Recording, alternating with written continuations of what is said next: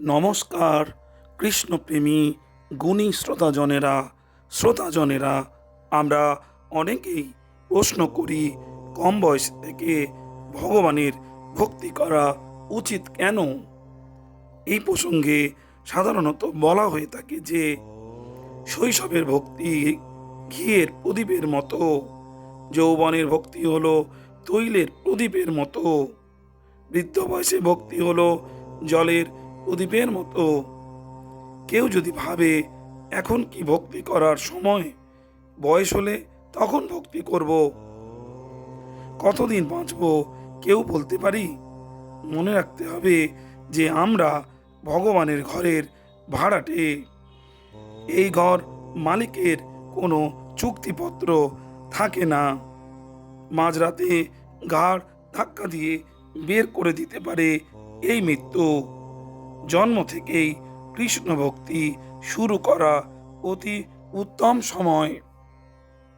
তাই আর সময় নেই, স্মরণ নিতে হবে ভগবান শ্রীকৃষ্ণের। শ্রোতাজনেরা, শৈশবের ভক্তি হলো ঘিয়ের প্রদীপের মতো। যেমন ভক্ত ধ্রুব 6 বছর গেলে 6 মাসের তপস্যাতে ভগবানের দর্শন পেলেন। জন্ম থেকে ভজন করছেন কে? ভক্ত প্রহ্লাদ। কয়াধু মাতার গর্ভে নারদ মুনির আশ্রমে ইনি হরিনাম করছেন। যৌবনে ভজন করছেন কে? রাজা অম্বরীশ। তীব্র ভক্তি, তার ভক্তিতে নারায়ণের সুদর্শন তার সঙ্গে থাকে।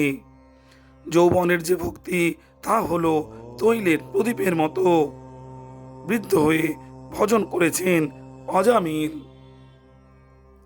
মৃত্যু হবে যে সময় হরিনাম স্মরণে বিষ্ণুদূতকে আসতে দেখে বিবেক আসলো তার, তখন করলেন ভজন, পেলেন ভগবান কৃপা। তবে বৃদ্ধ বয়সে ভজন হয় না। যদি হয় তবে তাহা পূর্বজন্মের বহু সুকৃতি আর ভগবত কৃপাতে। গুণী শ্রোতাজন, বৃদ্ধ বয়সে ভজনে মন আসে না। বার্ধক্যের কারণে অঙ্গ জর্জরিত, চোখে দেখা যায় না, শুধু গ্রন্থ সঙ্গ হয়। মন শুধু বিশ্রাম খোঁজে, মন শুধু আরাম চায়। কারণ সে সময় অপেক্ষা করে যারা যৌবনে ভজন করছেন না তাদের ভাবতে হবে। বৃদ্ধ অবস্থা হলো জলের প্রদীপ। জলে কি প্রদীপ? জলে। তবে হয় ভজন বৃদ্ধ বয়সে যদি ভগবত কৃপা হয়। ভগবত কৃপা যে সুদুর্লভ। যারা যৌবনে ভজন করছে তাদের দেখে অনেকে বলে এখন কি ভগবানকে ডাকার সময়, এখন তো আনন্দ ফুর্তি করবে। তারা ভুলে যায় বৃদ্ধ বয়সে ভগবানকে ডাকলে যে পূজাটা হলো শুকানো ফুলের পূজা। শুকানো ফুলে কি পুজো হয়? ভগবানের সঙ্গে যুক্ত মন অধঃগতিতে কখনো যাবে না। এটা মনে করে যে কোনো বয়সে মনকে ভগবানের সঙ্গে।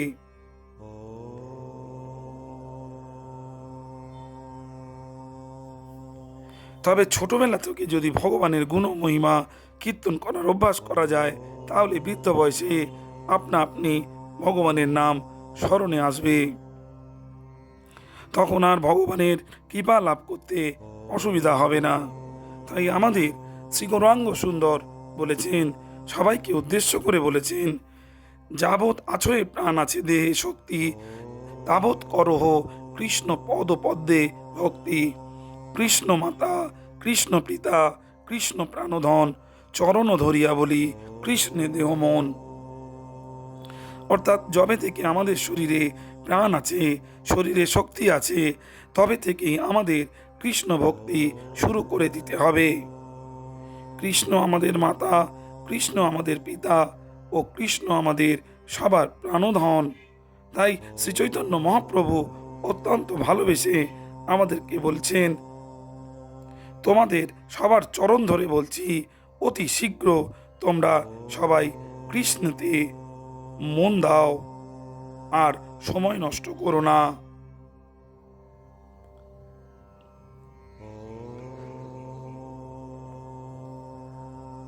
সবার জীবনকে সার্থক করাও